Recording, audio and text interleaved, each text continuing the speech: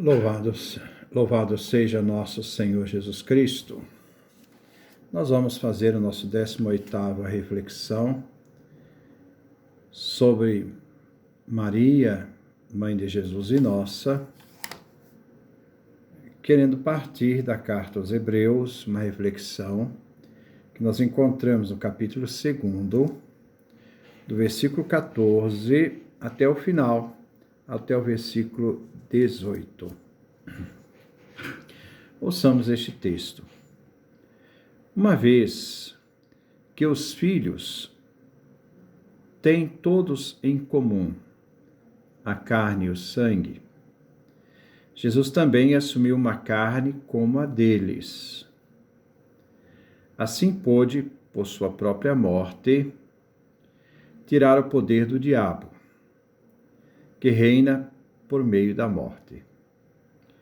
Desse modo, Jesus libertou os homens que ficavam paralisados a vida inteira por medo da morte.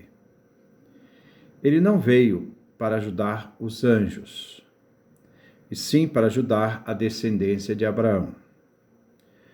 Por isso, teve que ser semelhante em tudo a seus irmãos, para se tornar sumo sacerdote misericordioso e fiel em sua relação às coisas de Deus, a fim de expiar os pecados do povo.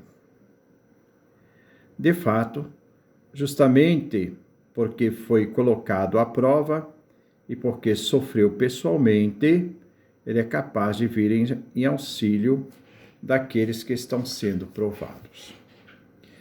É um texto cristológico, mas o fundamento está também a participação de Maria neste mistério de Jesus Cristo.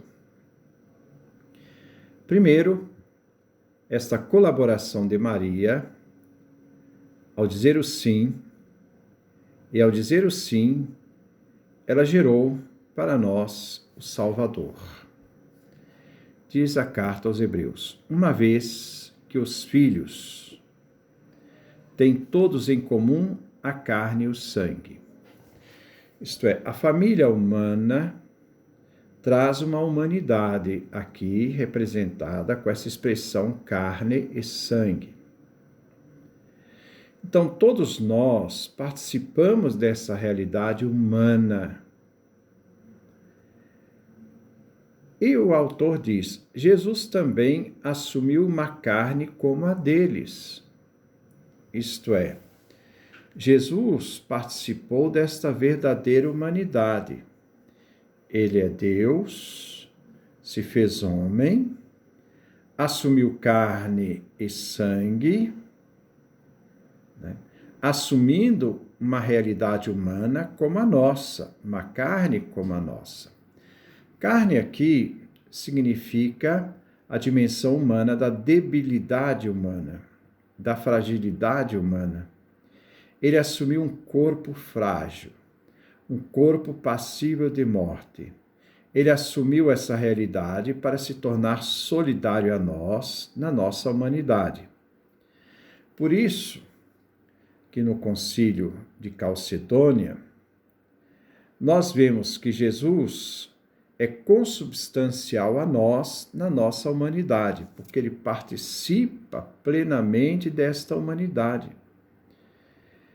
Ele é totalmente humano, mas é também totalmente divino numa unidade de pessoa, uma única pessoa, o único Cristo divino e humano, mas ele traz essa realidade humana. Essa realidade humana é importante para a história da salvação. Então ele assumiu uma carne como a deles, isto é, como a nossa, a humanidade.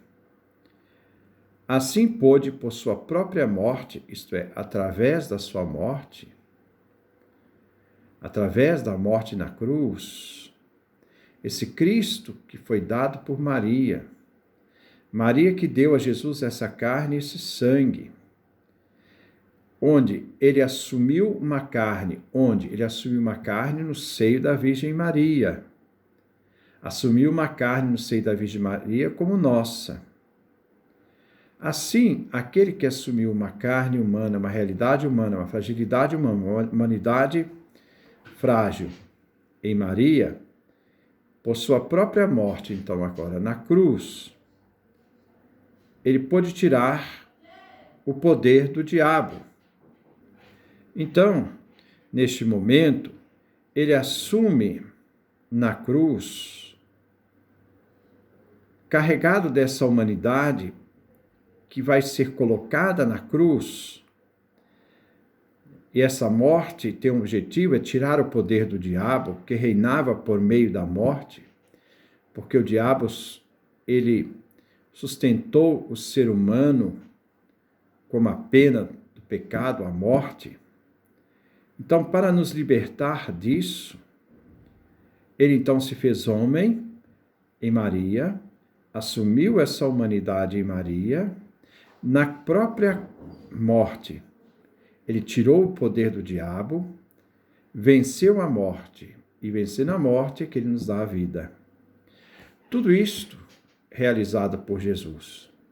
Mas toda essa obra tem início quando Maria gera esse Filho de Deus. Então nós temos que agradecer a Maria tudo aquilo que ela nos deu através do seu Filho Jesus. Porque aquele sim de Maria é que nos deu a possibilidade de termos esta salvação que o próprio Filho dela realizou. Que o próprio Filho dela, por meio desse sangue que participa conosco, ele tem um sangue humano, e esse sangue derramado na cruz é que lava os nossos pecados, esse sangue que Maria deu é que vai lavar os nossos pecados, então nós chamamos Maria corredentora. Porque a matéria da redenção, vamos pensar um pouquinho. O que significa a palavra redenção? Imagina, uma coisa foi sequestrada, alguém foi sequestrado. O sequestrador pede um resgate, o preço de um resgate, para poder libertar aquele que foi sequestrado.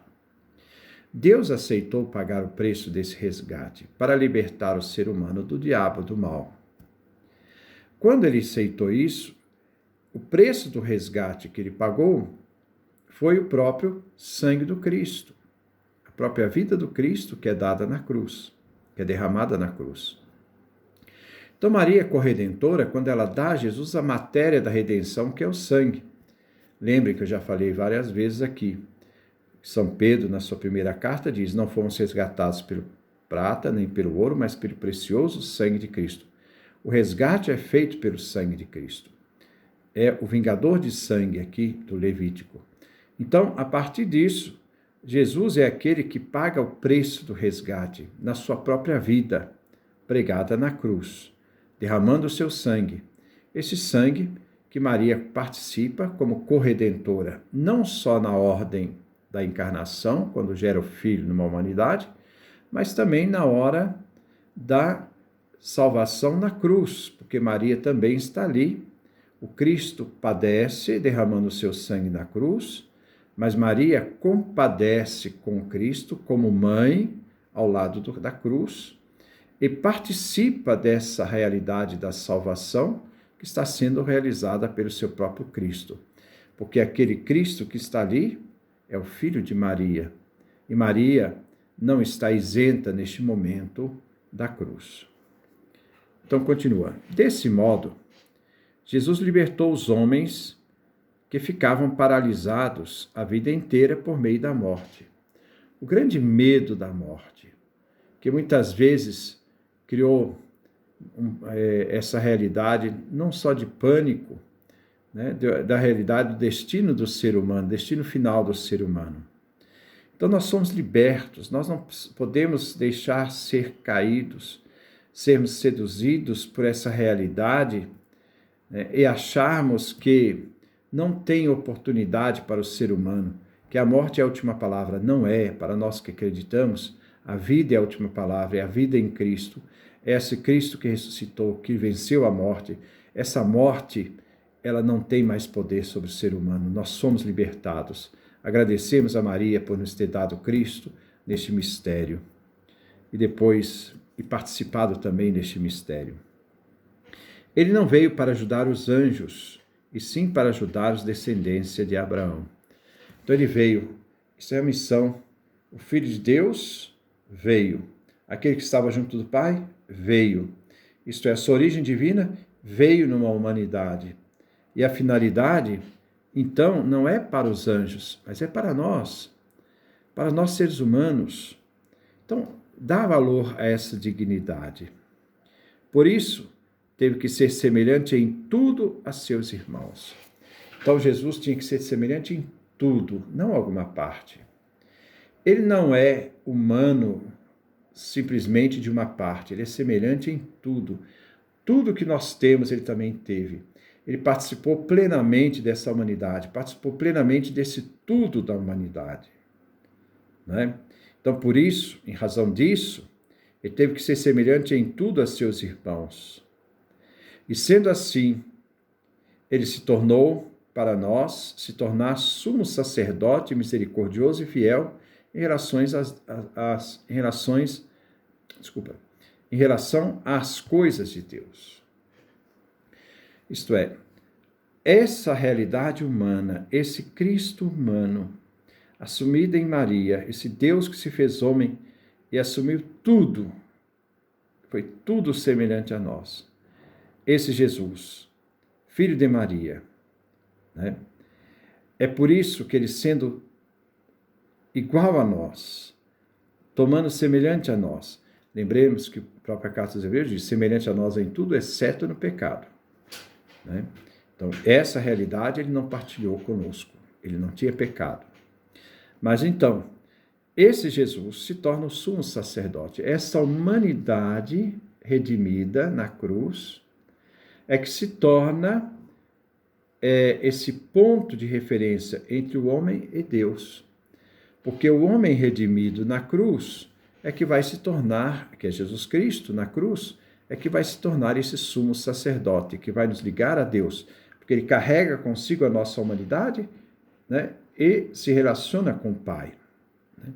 Então, por isso ele teve que ser semelhante em tudo aos seus irmãos, isto é, a nós, para se tornar sumo sacerdote misericordioso. Jesus é sumo sacerdote carregando a nossa humanidade na cruz e vencendo a morte. Lá ele quebrou a barreira que separava o homem de Deus. Né? E ele continua. Para se tornar sumo sacerdote misericordioso e fiel em relação às coisas de Deus. Tudo aquilo que se refere a Deus passa por Jesus Cristo, que na sua humanidade venceu a morte, ressuscitou, trazendo a humanidade que ele recebeu de Maria, transformada na ressurreição, o corpo glorioso. E essa relação, né, em relação às coisas de Deus, ele tem essa referência a nós. É ele que nos une ao Pai. Né, nessa relação, né,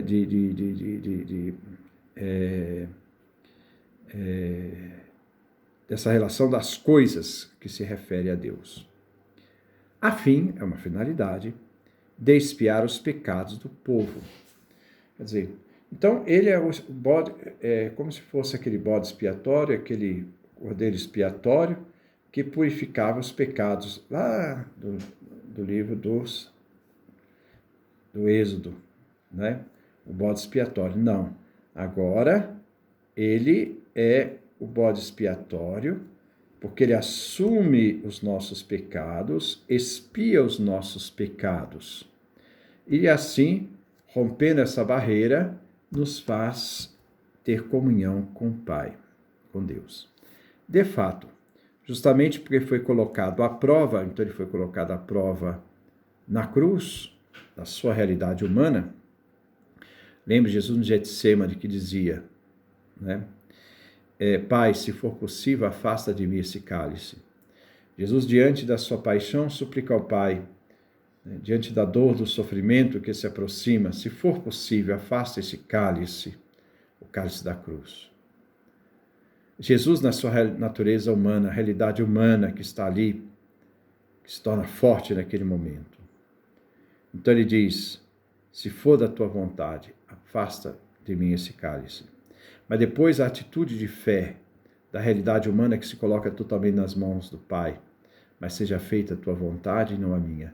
A vontade de Deus acima de tudo, não a minha. Às vezes a tentação nos leva a dizer, não, Pai, não me deixa passar por isso. Mas a pessoa de fé diz, mas a tua vontade esteja acima de tudo. Seja feita a tua vontade. É como Maria, né?